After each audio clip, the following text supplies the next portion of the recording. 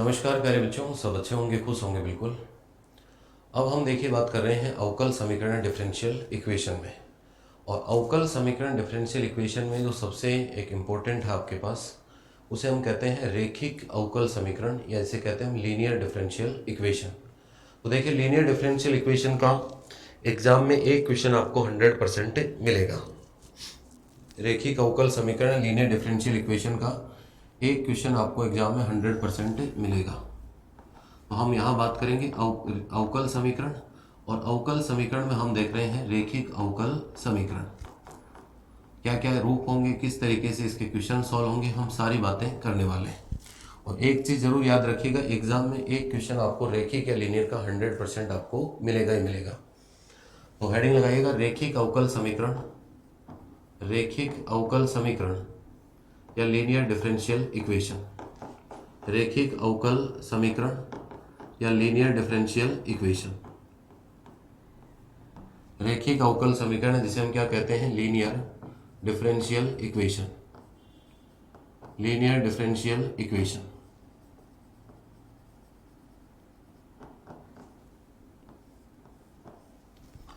Heading लगाइएगा रेखिक अवकल समीकरण जिसे हम कहते हैं लीनियर डिफरेंशियल इक्वेशन। अब देखिए रेखिक अवकल समीकरण हम बात करें लीनियर डिफरेंशियल इक्वेशन की, तो कोई भी अवकल समीकरण लीनियर डिफरेंशियल है अगर आपके पास, तो उसके कितने फॉर्म होती हैं, कितने रूप होते हैं, उसके दो होते हैं। और हम किस में बात कर रहे हैं, प्रथम कोटि के। हम बात किस में कर रहे हैं, प्रथम कोटि के या फर्स्ट ऑर्डर के। प्रथम कोटि या फर्स्ट ऑर्डर का मतलब होता है कि सर उसमें dy/dx ही आएगा, एक ही बार डेरिवेटिव आएगा, तो उसे ऑर्डर या कोटि क्या कहते हैं, हम फर्स्ट कहते हैं। तो देखिए इसके दो स्टैंडर्ड फॉर्म होते हैं, तो लिखिएगा इसके अंदर प्रथम कोटि के, प्रथम कोटि के, प्रथम कोटि के रेखिक अवकल समीकरण, प्रथम कोटि के रेखिक अवकल समीकरण, प्रथम कोटि के रेखिक अवकल समीकरण, प्रथम कोटि के रेखिक अवकल समीकरण का मानक रूप, समीकरण का मानक रूप या स्टैंडर्ड फॉर्म का मानक रूप, standard form of first order linear differential equation. हम बात किसकी कर रहे हैं भाई, standard form of, standard form of, standard form of first order, standard form of first order linear differential equation, standard form of first order linear differential equation. कि क्या इसकी स्टैंडर्ड फॉर्म होगी, सर कौन सा क्वेश्चन रेखिक या linear का बनेगा। तो देखो सबसे पहले हमने एक शब्द लिखा है प्रथम कोटि। प्रथम कोटि का मतलब उसमें आना चाहिए सर dy/dx। dy/dx का हमेशा गुणांक या कोफिशिएंट कितना होना चाहिए, 1 होना चाहिए। dy/dx का गुणांक या कोफिशिएंट हमेशा कितना होना चाहिए, 1। इसके बाद में अगर क्वेश्चन dy/dx का है तो यहाँ पे एक y होना चाहिए। एक y का मतलब y ही होना चाहिए, y की एक ही पावर होनी चाहिए। इसके साथ में कोई कांस्टेंट हो सकता है या कोई x का फंक्शन हो सकता है, और इक्वल टू में भी कोई कांस्टेंट हो सकता है, या क्या हो सकता है, कोई x का फंक्शन हो सकता है। ये स्टैंडर्ड फॉर्म होती है किसकी, प्रथम कोटि के रेखिक अवकल समीकरण की। प्रथम कोटि के रेखिक अवकल समीकरण या first order linear differential equation की ये क्या होती है बेटा, स्टैंडर्ड फॉर्म, या क्या होता है आपके पास, मानक रूप। अगर क्वेश्चन ऐसा बना है, अगर क्वेश्चन इस फॉर्म का बना है, उसी स्थिति में ही आपके पास क्या होगा, रेखिक या लीनियर अप्लाई होगा। dy/dx का क्वेश्चन है तो इसका गुणांक या कोफिशिएंट 1 होना चाहिए। dy/dx का क्वेश्चन है तो यहाँ एक y का मतलब y की एक ही पावर होनी चाहिए। इसके साथ कोई कांस्टेंट हो सकता है या x का फंक्शन हो सकता है, और इसके इक्वल टू में भी कोई क्या हो सकता है, qx भी क्या हो सकता है, कोई x का फंक्शन या कोई क्या होगा, कांस्टेंट हो सकता है। लिखना चाहो तो लिख सकते हैं आप लोग कि जहां या वेर px qx स्वतंत्र चर या इंडिपेंडेंट वेरिएबल, स्वतंत्र चर x के फलन है, स्वतंत्र चर x के फलन है, function of independent variable x, स्वतंत्र चर x के क्या है भी, फलन या फंक्शन है। अब सर हमें ये तो पता चल गया कि ये स्टैंडर्ड फॉर्म हो गई आपके पास। अब इन क्वेश्चंस को सोल्व किस तरीके से करना है, इन क्वेश्चंस को सोल्व कैसे करेंगे सर, कि मान लीजिए सर कि क्वेश्चन तो हमारे पास बन गया, dy अपॉन dx आ रहा है, कोई x का फंक्शन, y इक्वल टू में भी क्या लिखा है, कोई x का फंक्शन। तो पहली बात तो फॉर्म चेक हो गई कि क्वेश्चन किसका होगा, रेखिक या लीनियर का होगा, चेक हो गई फॉर्म। दूसरी बात होती है कि सर अब इसको सोल्व कैसे करना है। तो सोल्व करने की 3 ही स्टेप होती हैं आपके पास। पहली स्टेप, सवाल कुछ आगे पीछे लिखा हुआ है तो उसको व्यवस्थित करेंगे। यहाँ मान लो कोई 5 गुणा में आ रहा है, 2 आ रहा है, तो उसका डिवाइड करके dy अपॉन dx का कोफिशिएंट कितना बनाएंगे, 1। मतलब पहला काम क्या होता है कि स्टैंडर्ड फॉर्म बनाना, बन गई मानक रूप। इसके बाद में क्या ज्ञात करते हैं, इसका समाकलन गुणांक या इंटीग्रेटिंग फैक्टर। इसके बाद हम क्या ज्ञात करते हैं, इसका समाकलन गुणांक या क्या ज्ञात करते हैं, इंटीग्रेटिंग फैक्टर। और इंटीग्रेटिंग फैक्टर कह दीजिए चाहे, जिसे हम क्या कह सकते हैं, IF। IF क्या होगा आपके पास, IF क्या होगा, e की पावर या एक्सपोनेंशियल कह सकते हो, e की पावर इंटीग्रेशन। यहाँ जो y के साथ जो कुछ भी लिखा हुआ जिसको हम px कहते हैं, उस px का क्या करते हैं, इंटीग्रेशन। और x का फंक्शन है तो किसके रेस्पेक्ट में होगा, विद रेस्पेक्ट टू x। पहली बात ध्यान रखिएगा, मानक रूप या स्टैंडर्ड फॉर्म बननी चाहिए। दूसरी बात आपके पास बनना चाहिए समाकलन गुणांक या इंटीग्रेटिंग फैक्टर। और इंटीग्रेटिंग फैक्टर की अगर मैं बात करूं तो क्या होना चाहिए, e की पावर इंटीग्रेशन px क्या होना चाहिए, dx होना चाहिए। इंटीग्रेटिंग फैक्टर फाइंड आउट हो गया। इसके बाद नेक्स्ट स्टेप में आता है इसका हल या सॉल्यूशन। तो नेक्स्ट स्टेप में आएगा इसका अभिष्ट सॉल्यूशन या रिक्वायर्ड सॉल्यूशन। अभिष्ट हल या जिसे हम कहते हैं रिक्वायर्ड सॉल्यूशन, अभिष्ट हल या रिक्वायर्ड सॉल्यूशन। रिक्वायर्ड सॉल्यूशन क्या होगा, सवाल किसका था, dy अपॉन dx का, तो यहां तो लिखते हैं y से मल्टीप्लाई कराते हैं किसको, इंटीग्रेटिंग फैक्टर को, जो हमने ऊपर सोल्व कर लेंगे यहां से, इक्वल टू। इसके बाद सर qx अभी तक काम नहीं आया तो qx को लिखते हैं, qx को मल्टीप्लाई कराना है इंटीग्रेटिंग फैक्टर से। इंटीग्रेटिंग फैक्टर भी x का फंक्शन है, qx भी x का फंक्शन है, तो इसका इंटीग्रेशन करना है x के रेस्पेक्ट में, और प्लस कोई कांस्टेंट c। जैसे ही आप इसका इंटीग्रेशन करेंगे अगले स्टेप में क्या आ जाएगा, आपके पास आंसर आ जाएगा। नोट करो, देखिए इसको, फिर बढ़ते हैं आगे।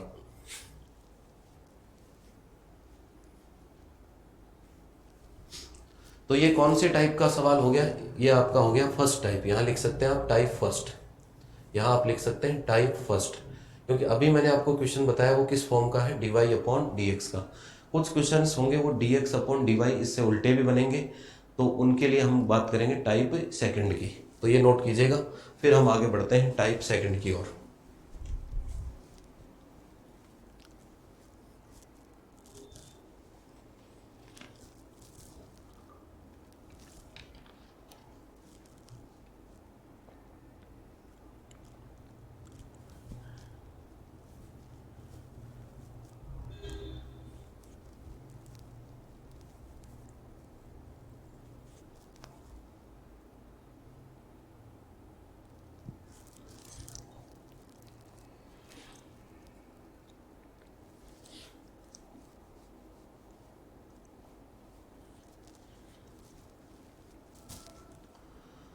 तो ये नोट कीजिएगा बेटा, टाइप फर्स्ट बिल्कुल क्लियर होना चाहिए सबको, कहीं कोई कंफ्यूजन नहीं होना चाहिए इसमें।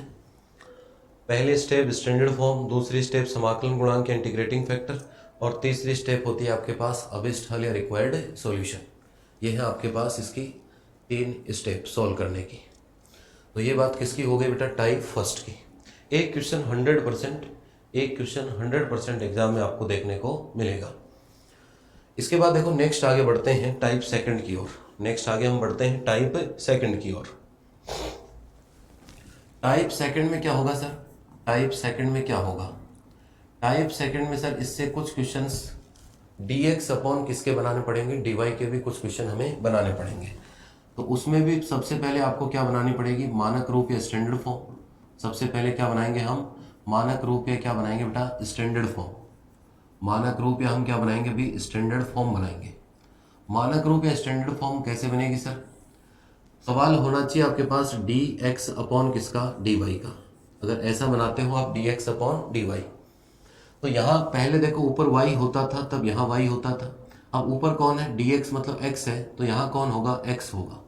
x होने का मतलब x ही होगा, x की एक ही पावर आपके पास होनी चाहिए, ठीक है।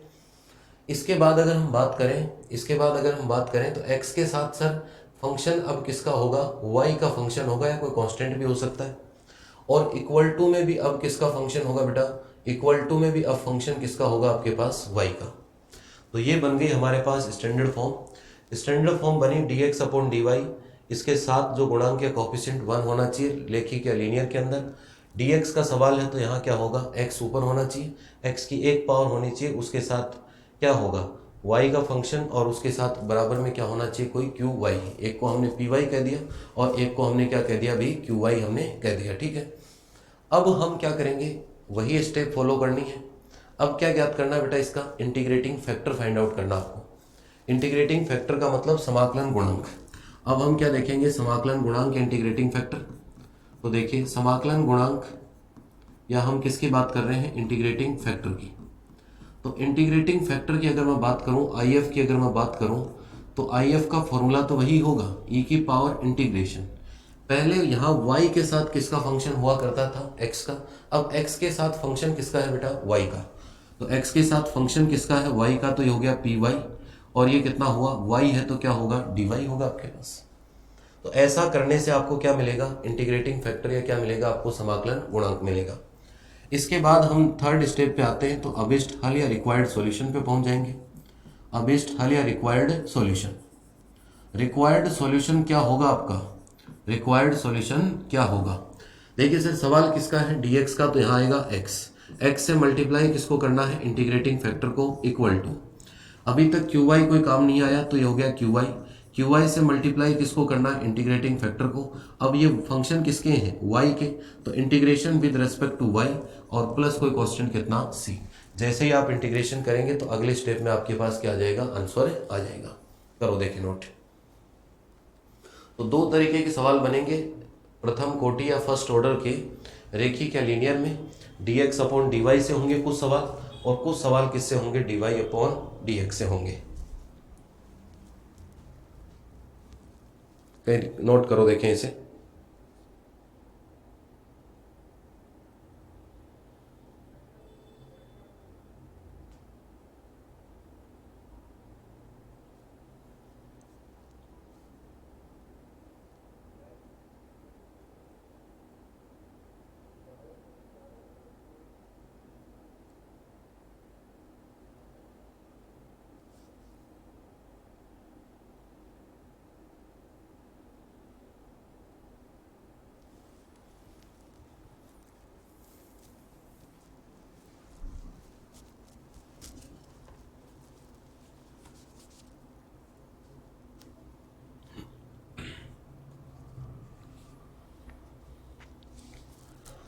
तो अभी तक जो स्टैंडर्ड फॉर्म हमने सीखी, इसमें आपको कोई कंफ्यूजन नहीं होना चाहिए, बिल्कुल ओके है सबका। इसके बाद देखिए नेक्स्ट आगे बढ़ते हैं क्वेश्चंस की ओर। नेक्स्ट देखिएगा क्वेश्चंस, देखते हैं इसमें क्वेश्चन लिखिएगा बेटा। क्वेश्चन हमारे पास dy अपॉन dx, पहले थोड़े बेसिक देखते हैं फिर थोड़ा स्टैंडर्ड बढ़ाएंगे क्वेश्चन का। dy upon dx plus y into 10x, y into दे रखा आपको 10x, और माइनस कितना दिया हुआ है, सेक x इक्वल टू कितना, 0। dy upon dx plus y 10x minus sec x equal to कितना दिया हुआ आपको, 0। ठीक है, अब यहां से देखिए हम इसको सोल्व करना चाहेंगे तो देखो क्या करेंगे। अगर सॉल्यूशन की बात, इतना ही लिखा हुआ होगा एग्जाम में कि हल कीजिए या सॉल्व इट, हल कीजिए या सॉल्व इट, इतना ही आपको लिखा हुआ मिलेगा, हल कीजिए या सॉल्व इट। ठीक है, अब देखिए क्या होगा यहाँ से। सॉल्यूशन में बात करें तो सॉल्यूशन आपको बिल्कुल पर्टिकुलर मैनर में लिखना है, ऐसा नहीं कि बस आ रहा है तो हमने तुरंत डायरेक्ट कर दिया और आंसर निकाल दिया। यहाँ हम बीएससी कर रहे हैं, एमएससी करेंगे, या बीएससी एमएससी में लिखित एग्जाम होती है आपकी, लिखित एग्जाम, तो बिल्कुल सिस्टमेटिक पैटर्न से क्या दिया हुआ है, कौन सी इक्वेशन बन रही है, उसके बाद कौन सी इक्वेशन की वैल्यू कौन सी में हम काम में ले रहे हैं, कौन सा मेथड आपने लगाया है, इंटीग्रेशन किया है, तो दिखाना होगा आपको, तब जाके क्वेश्चन सही होने के साथ साथ आपको पूरे मार्क्स से मिलेंगे। ठीक है, बात आ रही है भाई सबको समझ में। तो देखो तो क्या लिखेंगे, सबसे पहले दिया गया अवकल समीकरण, दिया गया अवकल समीकरण, दिया गया अवकल समीकरण है गिवन डिफरेंशियल इक्वेशन, दिया गया अवकल समीकरण है given differential equation. Given differential equation क्या है, dy अपॉन dx प्लस कितना हो गया y इंटू कितना 10x और माइनस कितना दे रखा है बेटा सेक x इक्वल टू कितना 0। यही डिफरेंशियल इक्वेशन गिवन आप लोगों को। क्या मैं इसको ऐसे लिख सकता हूँ क्या बताइएगा? इसको मैंने लिख दिया dy/dx प्लस इसको मैं ऐसे लिख दूं क्या 10x और 10x के साथ में मल्टीप्लाई कौन हो रहा है y और इक्वल टू कितना होगा आपके पास sec x। dy/dx plus 10x into Y equal to कितना होगा आपके पास सेक x होगा। ऐसा लिख सकते हैं, कोई दिक्कत नहीं है। अब इसको एक बार देखिए सवाल को, क्या ये क्वेश्चन रेखीय क्या लीनियर बना क्या? देखिए dy/dx का गुणांक क्या कोफिशिएंट 1 होना चाहिए, 1 है सर बिल्कुल। इसके बाद सर एक फंक्शन x का होना चाहिए, है सर बिल्कुल। एक y होना चाहिए, बिल्कुल है। और एक कितना है सेक x। तो ये जो आपकी इक्वेशन फर्स्ट दे दीजिए इसको। ये जो इक्वेशन फर्स्ट है ये कौन सा हो गया? अरे कौन सा समीकरण हो गया? रेखिक अवकल समीकरण। तो आप लिख सकते हैं कि ये क्या बन गया आपके पास? ये है रेखिक अवकल समीकरण है। यह है रेखिक अवकल समीकरण है। यह है रेखिक अवकल समीकरण है। It is a linear differential equation. यह है रेखिक अवकल समीकरण है। It is a linear differential equation. It is a linear differential equation. It is a linear differential equation. ये क्या आपके पास? रेखिक अवकल समीकरण है। अब लीनियर डिफरेंशियल इक्वेशन बनी है तो सर इसमें क्या क्या होता है? तो यहाँ लिखना होगा कि यहाँ या हियर। इसको क्या कहते हैं बेटा? px। तो यहाँ अगर देखें तो px इक्वल टू कितना हुआ आपके पास 10x। और अगर मैं बात करूँ किसकी? qx की, तो qx इक्वल टू कितना हुआ आपके पास sec x। px equal to कितना हुआ 10x और qx इक्वल टू कितना हुआ आपके पास sec x हुआ। ठीक है, अब देखिए पहला काम हो गया मानक रूप या स्टैंडर्ड फॉर्म। लिखना चाहो तो आप यहाँ लिख सकते हैं। ये क्या हो गया? इसका मानक रूप स्टैंडर्ड फॉर्म हो गया। ये इसका क्या बन गया बेटा? मानक रूप या स्टैंडर्ड फॉर्म। रेखिक क्या लीनियर बन ही चुका है। ये क्या होता है? px और ये क्या होता है? qx। ये होता है px और ये क्या हुआ? qx। अब रेखिक या लीनियर को सोल्व करने के लिए दो स्टेप बाकी रही हैं। एक तो इंटीग्रेटिंग फैक्टर if ज्ञात करना है और एक क्या ज्ञात करना? उसका अभिष्ट हल या रिक्वायर्ड सॉल्यूशन ज्ञात करना आपको। तो देखो क्या करेंगे। अब हम लिखेंगे यहां से समाकलन गुणांक या इंटीग्रेटिंग फैक्टर। समाकलन गुणांक या किसकी बात करेंगे? इंटीग्रेटिंग फैक्टर की। तो समाकलन गुणांक या इंटीग्रेटिंग फैक्टर if की अगर हम बात करते हैं तो if इक्वल टू कितना होगा? e की पावर इंटीग्रेशन, यही फॉर्मूला सीख के आए सर, px और कितना होगा? dx। तो यहां से देख सकते हैं e की पावर इंटीग्रेशन px कितना है सर? अरे px कितना है? 10x है आपके पास। px कितना है आपके पास? 10x और ये कितना हुआ? dx। अब सर 10 का इंटीग्रेशन, तो 10 का इंटीग्रेशन कितना? log sec x होता है। तो ये बन गया हमारे पास कितना? e टू द पावर कितना हो गया? log sec x। log sec x e log value 1 हो गई तो कितना हो गया आपके पास? यहाँ से कितना बन गया? sec x। किसकी वैल्यू आ गई सर? इंटीग्रेटिंग फैक्टर की वैल्यू आ गई। यहां तक किसी को कोई डाउट भी बताइए? यहां तक किसी को कोई डाउट? इंटीग्रेटिंग फैक्टर की वैल्यू आपके पास, ठीक है। इसके बाद देखो हम क्या करेंगे। इसके बाद एक स्टेप और बच गई आपके पास जिसे हम क्या कहते हैं? इसके बाद हम क्या करेंगे? अभिष्ट हल या इसका क्या देखेंगे? Required solution. तो देखिएगा अभिष्ट हल या रिक्वायर्ड सॉल्यूशन की अगर हम बात करें तो अभिष्ट हल या रिक्वायर्ड सॉल्यूशन,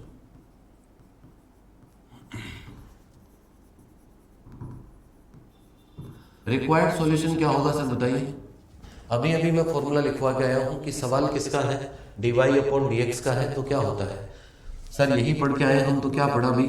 y इंटू कितना हुआ? Integrating factor equal to integration qx into कितना होता है? इंटीग्रेटिंग फैक्टर x के फंक्शन है तो with respect to x dx plus कितना हुआ? c। यही हम पढ़ के आते हैं। अब इसमें वैल्यू पुट कर देते हैं। अब देखिए इसमें वैल्यू पुट करेंगे तो क्या बनेगा सर? y का तो रह गया y integrating factor. Integrating factor कितना मिला आपको? sec x। तो इंटीग्रेटिंग फैक्टर हो गया sec x equal to integration qx की वैल्यू यहां से देखें तो ये किसकी वैल्यू है? qx की। तो कितना हुआ? sec x। तो ये हो गया आपके पास sec x। इंटीग्रेटिंग फैक्टर भी कितना है? sec x और ये dx प्लस कितना हो गया? c। अब देखिए ये हो गया y इंटू कितना बना? sec x इक्वल टू ये कितना हुआ? sec स्क्वायर x और sec स्क्वायर x का इंटीग्रेशन कितना? 10x। तो ये बन गया आपके पास 10x और प्लस कितना हुआ c, टेन एक्स प्लस कितना हुआ c। तो कुछ इस तरीके से आपको क्वेश्चन सॉल्व करने हैं। नोट करें, देखिए इसे, कुछ इस तरीके से आपको क्वेश्चन सॉल्व करने हैं।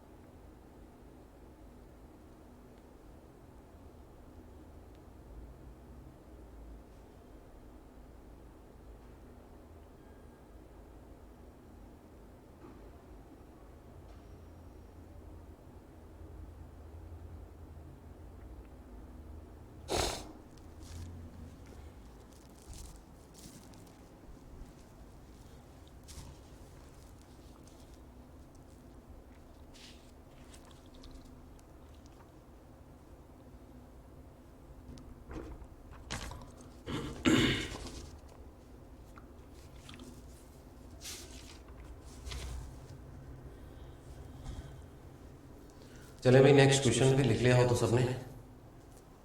कंसेप्ट बिल्कुल क्लियर होना चाहिए। बेसिक इंटीग्रेशन आपको आते ही हैं, नहीं आते हैं तो भी हम साथ साथ सारे बताएंगे।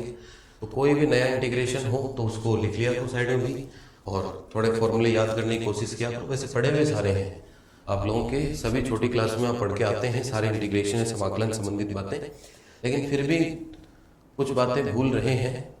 तो कुछ बातें भूल रहे हैं तो जैसे कि 10x का सर log sec x होगा, इस तरीके से धीरे धीरे रोज काम में आएंगे तो हो जाएंगे। बिल्कुल इसमें कोई घबराने की कोई दिक्कत नहीं है।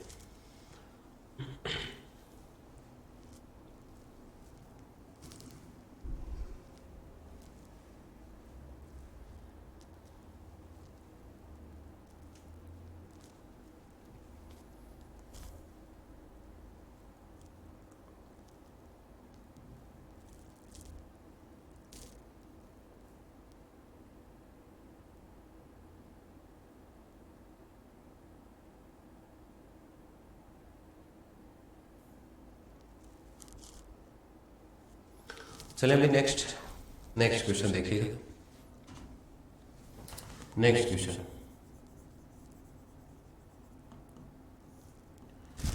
क्वेश्चन अपने पास दिया हुआ है 1 + y²। नेक्स्ट क्वेश्चन है, अच्छा सवाल है, कई बार एग्जाम्स में पूछा गया है। 1 + y² + x minus e⁻ tan inverse y। e⁻ में दे रखा आपको tan इनवर्स y, और साथ में लिखा हुआ इसके dy/dx।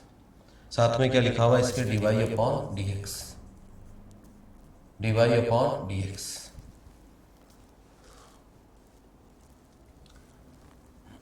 एक क्वेश्चन तो ये है आपके पास, और एक इसी पैटर्न का एक क्वेश्चन और लेके चलते हैं। ये भी कई बार एग्जाम्स में पूछा गया है,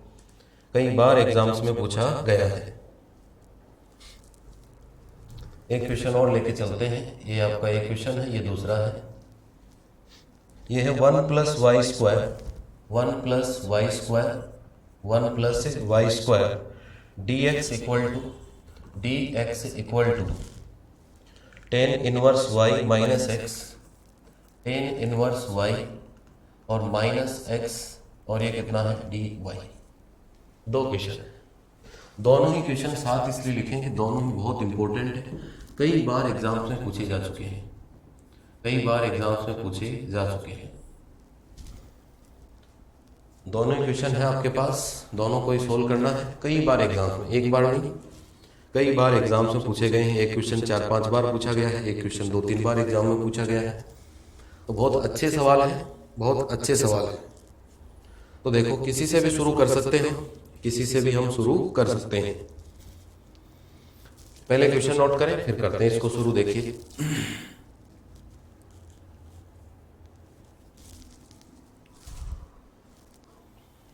देखो हमने रेखिक या लीनियर में दो तरीके के सवाल पढ़े हैं सर। एक तो पढ़े सर डीवाई अपॉन डीएक्स के, और एक मेथड कौन सा पढ़ा, डीएक्स अपॉन डीवाई। अब कुछ थोड़ा सा डायरेक्ट पहचान करना बताया तो आपको कि डायरेक्ट कैसे देखते कैसे पता चलेगा कि सर डीएक्स अपॉन डीवाई लिखो या डीवाई अपॉन डीएक्स। देखो जब डीवाई अपॉन डीएक्स का सवाल आएगा तो उसमें सिर्फ एक ही वाई नजर आएगा कहीं भी पूरे क्वेश्चन में, और डीएक्स अपॉन डीवाई का क्वेश्चन होता है तो पूरे क्वेश्चन में एक ही एक्स नजर आना चाहिए, तभी किसमें बनेगा डीएक्स अपॉन डीवाई। क्योंकि स्टैंडर्ड फॉर्म हम देख के आए थे, जब डीवाई अपॉन डीएक्स का लिखा था, जब डीवाई अपॉन डीएक्स का क्वेश्चन लिखा था तो कुछ ऐसा ही बनना चाहिए। एक तो बता के आया हूँ पीछे, एक वाई आना चाहिए बस, बाकी एक्स का फंक्शन, और इधर भी किसका फंक्शन होना चाहिए, एक्स। और अगर इस फॉर्म की अगर हम बात करें तो ये होगा सर डीएक्स अपॉन डीवाई, और प्लस कितना होगा, एक एक्स होना चाहिए, बाकी फंक्शन किसका होना चाहिए, वाई का, और इधर भी फंक्शन वाई है, क्या होना चाहिए, कांस्टेंट। यही तो पढ़ के आते हैं। तो एक डायरेक्ट देखने का तरीका है जिससे कंफ्यूजन नहीं हो कि सर डीएक्स अपॉन डीवाई बनेगा या डीवाई अपॉन डीएक्स बनेगा। और कुछ क्वेश्चंस में दोनों ही एक एक बार होंगे, एक दो क्वेश्चन ऐसे भी हैं तो फिर उनमें देख लेंगे अपन कि किससे सवाल उचित रूप से बनेगा। बाकी मोस्टली सवाल में इससे देखने से पता चल जाता है कि अगर एक वाई है तो सवाल किसका बनेगा, डीएक्स अपॉन वो डीवाई अपॉन डीएक्स का। अगर एक एक्स है तो सवाल किसका बनेगा, डीएक्स अपॉन डीवाई का। अब इस पहले क्वेश्चन को देखते हैं। सॉल्यूशन में अगर मैं बात करूं, सॉल्यूशन में हम बात कर रहे हैं फर्स्ट क्वेश्चन में। तो क्या है आपके पास सॉल्यूशन अगर देखें तो दिया गया अवकल समीकरण, दिया गया अवकल समीकरण है गिवन डिफरेंशियल इक्वेशन, क्या गिवन है 1 + y² प्लस कितना हुआ x minus e to the power 10 inverse y, और साथ में कितना है dy अपॉन dx, और इक्वल टू कितना 0 लिख लेना, इसके इक्वल टू कितना 0, इक्वल टू कितना भी आपके पास 0। अब देखिए इस क्वेश्चन को अगर हम देखते हैं तो क्या इसमें y तो कई जगह आ रहा है सर, dy अपॉन dx के सवाल में अकेला y आना चाहिए, लेकिन y यहाँ भी आ रहा है, यहाँ y² आ रहा है, तो क्या dy अपॉन dx से बनेगा, क्या नहीं बनेगा। इससे उल्टा देखें कि सर dx अपॉन dy से बनाने की अगर मैं कोशिश करूँ तो dx अपॉन dy में हमने बताया कि एक x होना चाहिए आपके पास, एक x होना चाहिए, तो एक x ये रहा, बाकी कहीं भी x है क्या, नहीं है। तो सवाल को हम किस में बनाएंगे, dx अपॉन dy में। तो देखो क्या बनाएंगे हम इसमें, ये तो हो गया आपके पास 1 + y², 1 प्लस कितना हुआ y²। यहां से देखें तो इसको एक बार ऐसे लिख लेता हूं माइनस x, और ये हो गया माइनस e की पावर कितना हुआ 10 इनवर्स y, और ये कितना हो गया बेटा dy अपॉन dx, ऐसा ही बना। अब इसको इधर ले आते हैं तो ये कितना बन गया 1 + y², और ये हो गया dx अपॉन कितना dy equal to minus x और plus e to the power कितना हो गया बेटा 10 इनवर्स y। इसका डिवाइड कर लेते हैं तो ये हो गया dx अपॉन dy, इसको इधर ले आते हैं तो माइनस से प्लस का हो गया, और इसका डिवाइड कर लिया तो ये कुछ ऐसा बन गया, ये हुआ x प्लस, अब इक्वल टू में लिख देते हैं, equal to e to the power कितना हो गया 10 इनवर्स y, और डिवाइड किया है तो नीचे कितना हो गया 1 + y²। क्या भी ठीक लिखा है क्या बताइए, ऐसा ही बनेगा स्टैंडर्ड फॉर्म या मानक रूप।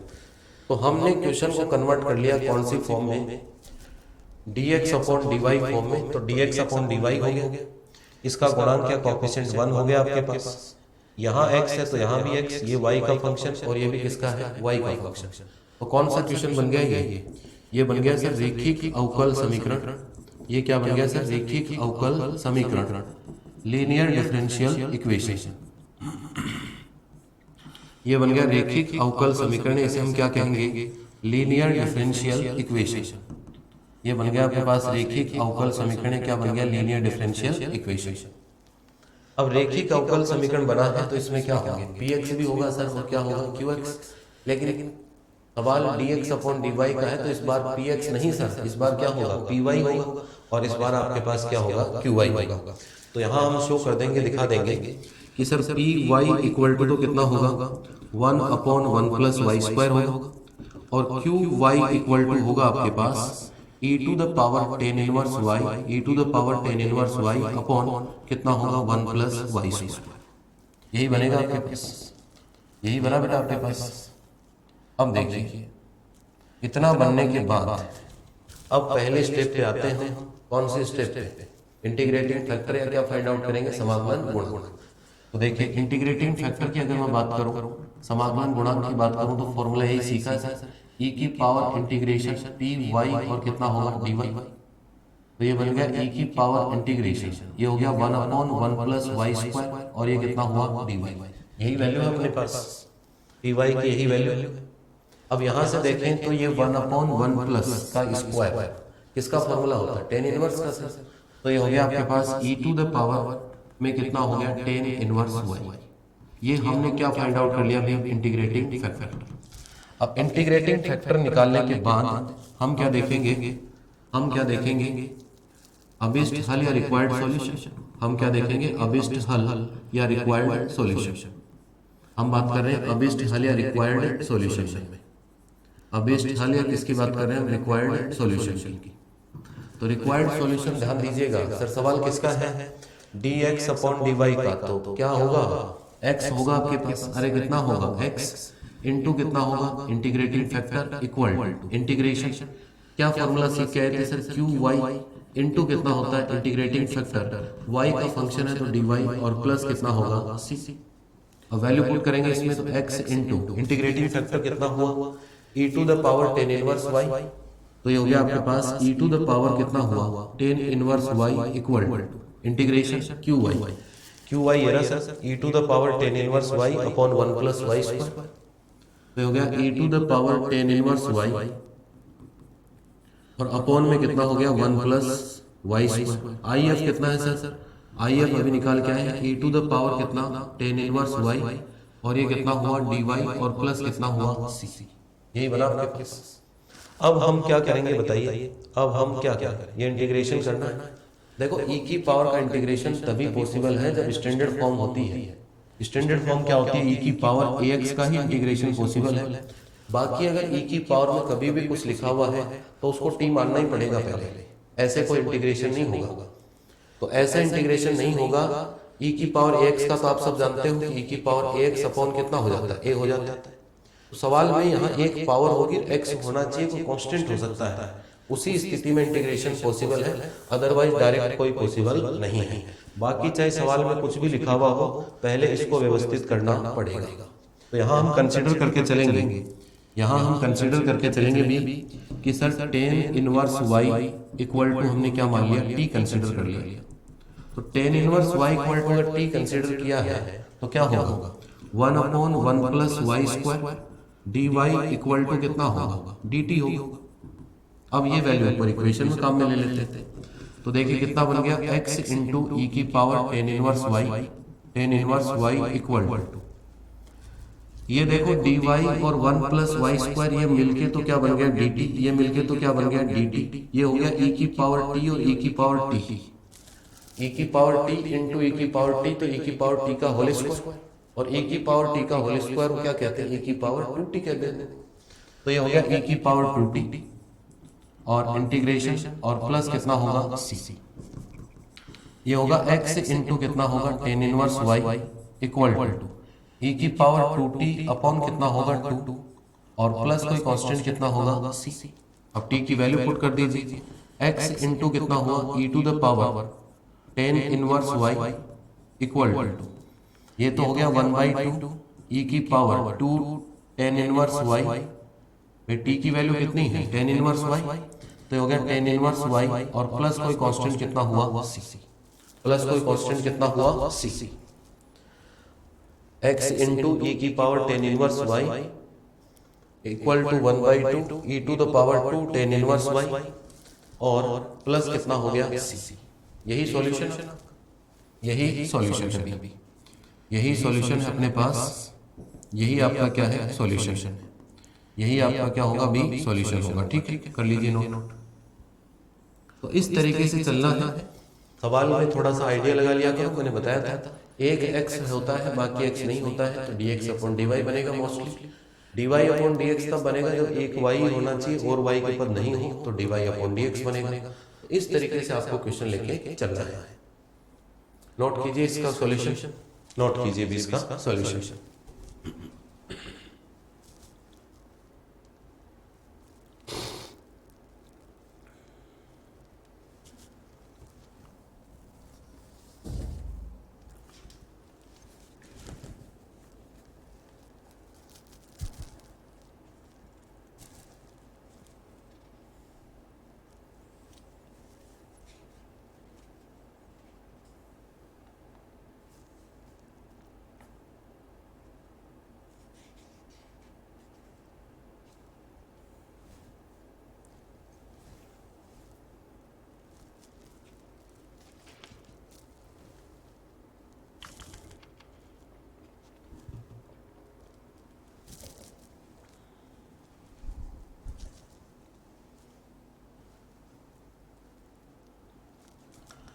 नोट कीजिए, आप बिल्कुल समझ के नोट किया करो, ऐसा नोट मत किया करो, पहले ध्यान से समझा करें और उसके बाद इसको नोट करें। ठीक है।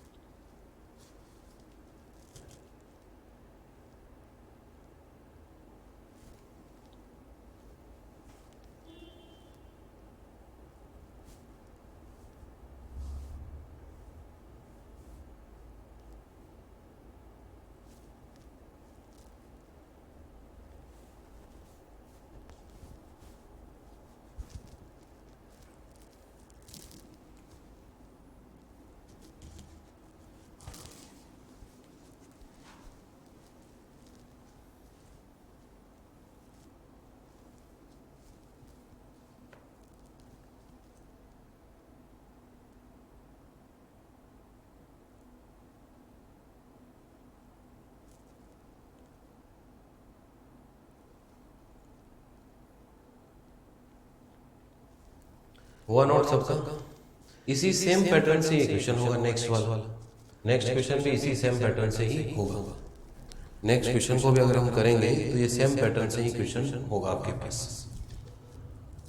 क्योंकि इस क्वेश्चन को भी अगर हम देखते हैं तो एक ही जगह x आ रहा है, बाकी तो y तो दो जगह आ रहा है, तो किसका क्वेश्चन बनेगा dx अपॉन dy का। देखो बनाते हैं इसको भी। सेकंड क्वेश्चन पे हम बात करते हैं, अगले क्वेश्चन पे नेक्स्ट देखिएगा। नेक्स्ट जो क्वेश्चन लिखा था हमने यही लिखा है कि sir 1 + y² 1 + y² dx equal to tan inverse y minus x, tan inverse y minus x और साथ में क्या लिखा हुआ है dy, और वही लिखा हुआ आएगा एग्जाम में आपके पास कि सॉल्व इट। इसको क्या करना है, आपको सॉल्व करना है। तो देखिए सॉल्यूशन किस तरीके से करना है, मैं बार बार कह रहा हूँ अभी कि आपको कंप्लीट लिखना है एग्जाम में कि ये ऐसा था, ये वैल्यू हमने यहाँ से कंसिडर करी है। तो देखिए सॉल्यूशन की अगर हम बात करें, सॉल्यूशन में सॉल्यूशन देखें तो दिया है गिवन दैट, दिया गया अवकल समीकरण, दिया गया अवकल समीकरण, दिया गया अवकल समीकरण या गिवन डिफरेंशियल इक्वेशन, दिया गया अवकल समीकरण या गिवन डिफरेंशियल इक्वेशन क्या होगी 1 + y² dx equal to tan inverse y, tan inverse y minus x और ये कितना होगा dy। अब हम इसको कुछ ऐसे लिख सकते हैं सर dx अपॉन कितना dy, इसका डिवाइड कर दिया मैंने उधर, इसमें भी डिवाइड होगा, एक्स वाले को इधर ले आता हूँ तो ये प्लस हो गया, इसमें डिवाइड हो गया तो ऐसा हो गया, एक्स इसके साथ इसको इधर ले आए तो माइनस से किसका हो गया, प्लस का। इक्वल टू में हमने रख दिया टेन इनवर्स वाई और अपॉन में कितना हो गया आपके पास 1 plus Y square. Tan inverse Y upon में कितना हो गया आपके पास 1 प्लस वाई स्क्वायर हो गया, ठीक है। अब यहाँ से देखिए क्या करने वाले हैं हम, यहाँ से देखिए क्या करने वाले हैं। क्या ये रेखिक क्या लीनियर बन गया क्या? बिल्कुल सर बन गया, D X upon D Y. यहाँ एक्स है तो यहाँ भी एक्स, ये वाई का फंक्शन और इक्वल टू में भी किसका फंक्शन है, वाई का फंक्शन। तो क्या बन गया आपके पास, नीचे लिख सकते हैं कि यह क्या हो गया, रेखिक अवकल समीकरण। ये क्या हुआ आपके पास, रेखिक अवकल समीकरण या लीनियर डिफरेंशियल इक्वेशन बनी। ये क्या बना बेटा आपके पास, रेखिक अवकल समीकरण या क्या बन गई, लीनियर डिफरेंशियल इक्वेशन। तो लीनियर बनी तो सर यहाँ क्या क्या होगा, एक्स के साथ जो होता है उसे क्या कहते हैं, P Y. P Y equal to हो गया 1 अपॉन 1 प्लस वाई स्क्वायर। इसके बाद सर इक्वल टू में जो लिख रहता है वो क्यू एक्स कहते हैं, लेकिन यहाँ फंक्शन वाई का है तो क्या कहेंगे, क्यू वाई इक्वल टू कितना बना आपके पास, टेन इनवर्स वाई अपॉन कितना होगा 1 प्लस कितना होगा Y square. P Y equal to 1 upon 1 plus Y square और क्यू वाई इक्वल टू कितना होगा, टेन इनवर्स वाई अपॉन कितना होगा 1 प्लस वाई स्क्वायर। अब कौन सा काम बाकी रह गया बताइए, अब कौन सा काम बाकी रह गया बताइए। अब सर हमको निकालना है इंटीग्रेटिंग फैक्टर या समाकलन गुणांक। अब हमें क्या देखना है, समाकलन गुणांक या इंटीग्रेटिंग फैक्टर, आईएफ। समाकलन गुणांक या क्या देखते हैं, इंटीग्रेटिंग फैक्टर या आईएफ हम देखते हैं। तो आईएफ का फॉर्मूला क्या होता है, ई की पावर इंटीग्रेशन पी वाई और कितना होगा बेटा, डी वाई होगा आपके पास। इंटीग्रेट ये हो गया आपके पास 1 अपॉन 1 प्लस वाई स्क्वायर, किसकी वैल्यू पुट कर दी हमने, पी वाई की वैल्यू पुट कर दी, और इनटू कितना होगा आपके पास डी वाई। अब इसका अगर इंटीग्रेशन करते हैं तो ये हो गया ई की पावर टेन इनवर्स कितना हुआ वाई, किसकी वैल्यू मिलेगी, अरे किसकी वैल्यू मिली, इंटीग्रेटिंग फैक्टर की वैल्यू आपको मिल गई। अब क्या करेंगे सर, अब अभिष्ट हल या रिक्वायर्ड सॉल्यूशन की तरफ चलेंगे। अब चलेंगे अभिष्ट हल या रिक्वायर्ड सॉल्यूशन। देखो अभिष्ट हल या रिक्वायर्ड सॉल्यूशन, अभिष्ट हल या रिक्वायर्ड सॉल्यूशन, अभिष्ट हल या रिक्वायर्ड सॉल्यूशन। सवाल किसका है ये देखना होगा, क्वेश्चन किसका है, क्वेश्चन है sir D X upon D Y, मतलब डी एक्स का है। तो आपके पास क्या आएगा, एक्स मिलेगा आपको, तो ये तो होगा एक्स इंटू इंटीग्रेटिंग फैक्टर, यही फॉर्मूला सीखा था, क्यू वाई इंटू क्या होता है सर इंटीग्रेटिंग फैक्टर और डी वाई और प्लस कितना होगा आपके पास सी होगा, डी वाई प्लस कितना होगा आपके पास सी होगा। अब वैल्यू पुट करते हैं इसमें, एक्स इंटू इंटीग्रेटिंग फैक्टर कितना है, ई की power tan inverse Y equal to Q Y. Q Y कितना है सर, क्यू वाई है ये ना टेन इनवर्स वाई अपॉन कितना है 1 प्लस वाई स्क्वायर। ये है आपके पास टेन इनवर्स वाई अपॉन कितना है 1 प्लस वाई स्क्वायर, और ये ई की पावर में कितना होगा tan inverse Y, tan inverse Y D Y और प्लस कितना है बेटा सी। अभी फिर से कह रहा हूं कि ई की पावर में ई की पावर ए एक्स के अलावा कुछ भी होता है तो उसको मानना पड़ेगा पहले, तभी सोल्व हो पाएगा, अदरवाइज सोल्व नहीं होगा भी। तो कुछ मान के चलें तो क्या माने सर, तो हम मान लेते हैं टेन इनवर्स वाई को क्या मान लेते हैं, टी कंसीडर कर लेते हैं। तो टेन इनवर्स वाई को हमने टी कंसीडर कर लिया, टेन इनवर्स वाई को हमने क्या कंसीडर कर लिया, टी। तो क्या बन गया आपके पास 1 upon 1 plus Y square D Y, ऐसा ही बनेगा इसका, और इक्वल टू कितना होगा डी टी। ये वैल्यू ऊपर काम में लेते हैं, देखो ये वैल्यू ऊपर काम में लेंगे तो देखो क्या बनेगा, x into E to the power कितना होगा tan inverse Y equal to integration, integration ये तो हो गया सर t, ये हो गया सर e की पावर t, और आपका dy और 1 प्लस वाई स्क्वायर मिलके क्या बन गया dt बन गया आपके पास। ये क्या बना आपके पास dt और प्लस कितना हुआ c।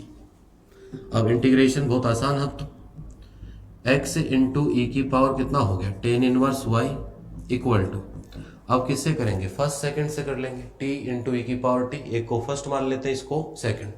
तो क्या करते हैं फर्स्ट को छोड़ते हैं, सेकंड का इंटीग्रेशन तो ई का ई होता है माइनस, इसके बाद क्या होता है फर्स्ट का डिफरेंशिएशन 1 हो गया और सेकंड का इंटीग्रेशन, फिर दोबारा से इंटीग्रेशन होता है dt और प्लस कितना c। तो ये बन गया सर x इंटू ई की पावर टेन इनवर्स y, और ये बना सर t इंटू ई की पावर t, और माइनस कितना e की पावर t, और प्लस कितना c। अब t की वैल्यू पुट कर दीजिए वापस से। तो t की वैल्यू पुट करेंगे तो x E to the power tan inverse y equal to, देखो e की पावर t कॉमन ले लेते हैं, t माइनस वन बन जाएगा, तो ये तो हो गया tan inverse y minus one, और e टू द पावर कितना हो गया टेन इनवर्स y, और प्लस कितना c। आप चाहें तो टेन इनवर्स y से डिवाइड भी कर सकते हैं, बाकी यही आपका क्या है आंसर है। नोट कीजिए, बहुत ही इंपॉर्टेंट क्वेश्चन है, बहुत ही इंपॉर्टेंट क्वेश्चन है, बहुत ही इंपॉर्टेंट क्वेश्चन है, नोट कीजिएगा।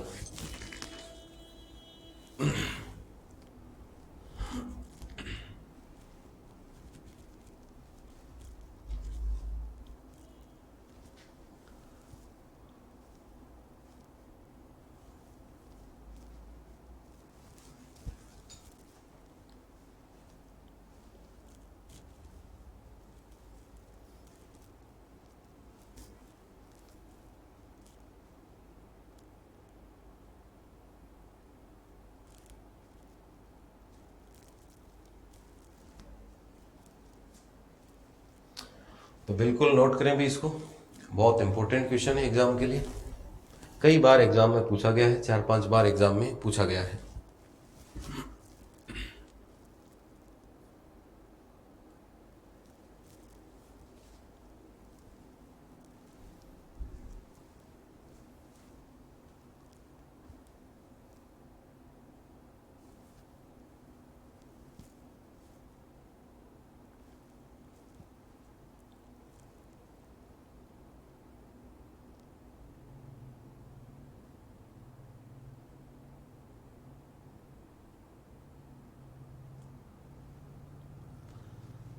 तो इस टाइप के कुछ क्वेश्चंस और मिलेंगे आपके पास जो भी बुक है उनमें, तो थोड़े क्वेश्चंस ट्राई करें, और बाकी हम बात करेंगे नेक्स्ट सेशन में। तो thank you all of you, पढ़ते रहिए, अच्छे बने रहिए, मिलते हैं अगले सेशन में, थैंक यू।